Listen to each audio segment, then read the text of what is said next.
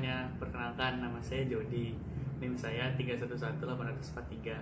Pada hari ini saya akan menjelaskan atau membagi sedikit ilmu yang saya ketahui dari salah satu mata kuliah saya, yaitu bank dan lembaga keuangan lainnya.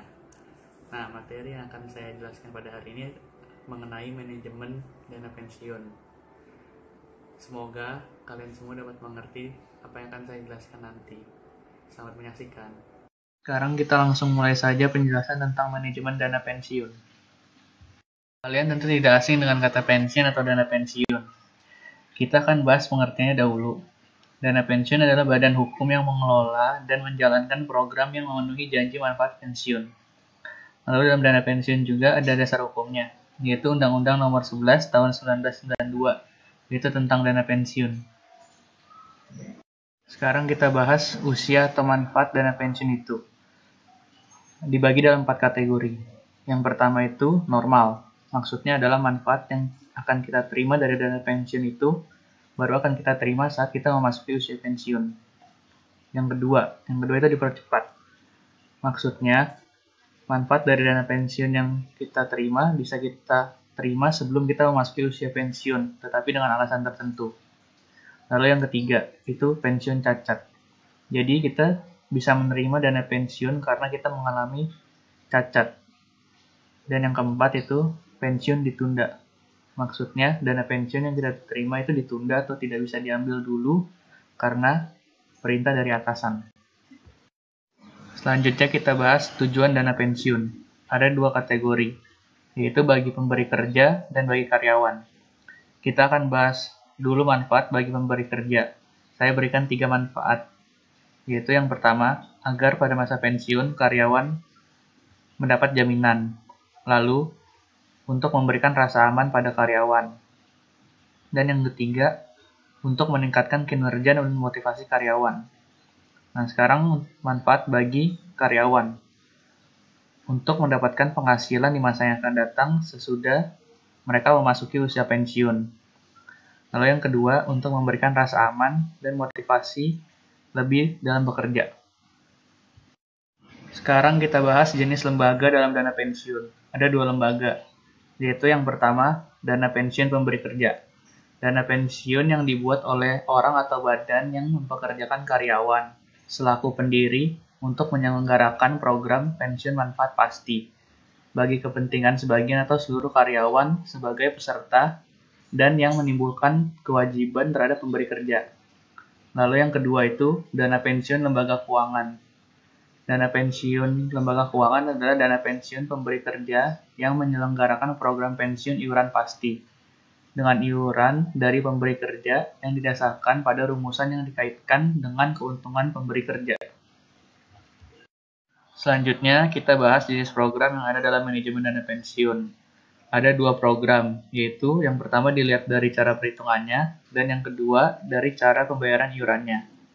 Kita akan bahas dahulu dari cara perhitungannya, itu dibagi jadi 2. Yang pertama ada program pensiun manfaat pasti, yaitu menghitung lebih dahulu manfaat yang akan diterima, kemudian menghitung iurannya.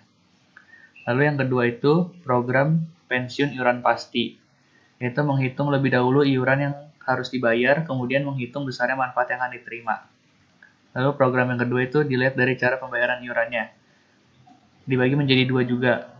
Ada contributory pension plan, yaitu iuran dibayar oleh pemberi kerja atau pekerja.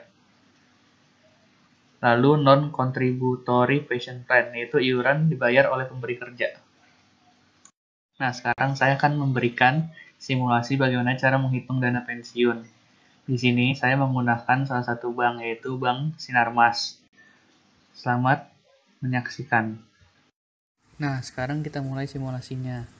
Pertama, kita masukkan usia. Saya pakai usia 20 tahun. Lalu kedua, kita masukkan gaji. Yang saya ambil di sini adalah sebesar 10 juta rupiah. Lalu, saya menyisihkan 15% dari gaji, yaitu sebesar 1.500.000.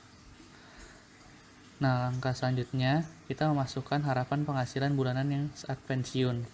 Di sini saya mengharapkan penghasilan yaitu 20 juta per bulan. Kemudian kita klik hitung. Nah, keluar angka-angka yang telah dihitung oleh Bank Sinarmas. Yang A merupakan dana pensiun yang diharapkan, yaitu sebesar 24.230.000.000 sekian. Dan yang B itu total dana pensiun yang kita kumpulkan sebesar 70.218.000.000 sekian. Nah, dari kedua angka itu kita selisihkan antara yang A dan yang B. Kita mendapatkan angka minus 45.985.000.000 sekian. Nah, angka tersebut merupakan kelebihan dana yang kita peroleh dari menyisihkan gaji kita selama 35 tahun di bank Sinarmas. Jadi kesimpulan yang kita bisa ambil dari materi ini, dana pensiun itu merupakan badan atau lembaga hukum yang mengelola program pensiun untuk kesejahteraan karyawan pada saat karyawan tersebut memasuki usia pensiun. Dana pensiun itu juga ada beberapa program dan lembaga seperti yang tadi saya sudah sebutkan. Nah, kenapa dana pensiun itu penting? Karena dana pensiun itu nanti bisa untuk memenuhi kebutuhan kita saat kita masuk usia pensiun. Jadi pada saat kita masuk usia pensiun itu kita nggak usah khawatir kita udah nggak berpendapatan. Kita bakal tetap berpendapatan dari hasil kita menabung di suatu bank sebagai uang pensiun atau dari perusahaan kita yang memberikan uang pensiun bulanan. Nah, sekian dari yang bisa saya sampaikan. Semoga dapat bermanfaat. Terima kasih.